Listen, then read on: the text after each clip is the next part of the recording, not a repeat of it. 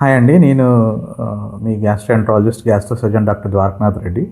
So, next ఈ అసిడిటీకి I mean ఏమన్నా సర్జరీస్ అవసరమా? సో, అసిడిటీకి సర్జరీస్ ఏమీ అవసరం లేదు. కామన్‌గా అసిడిటీ మెడిసిన్స్‌తోనే సబ్సైడ్ అయిపోతది.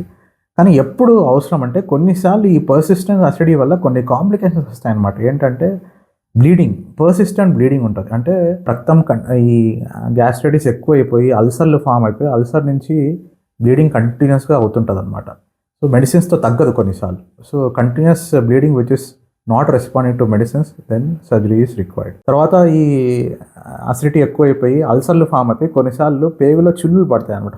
హోల్ అంటాం. దాన్ని పర్ఫరేషన్ అంటాం.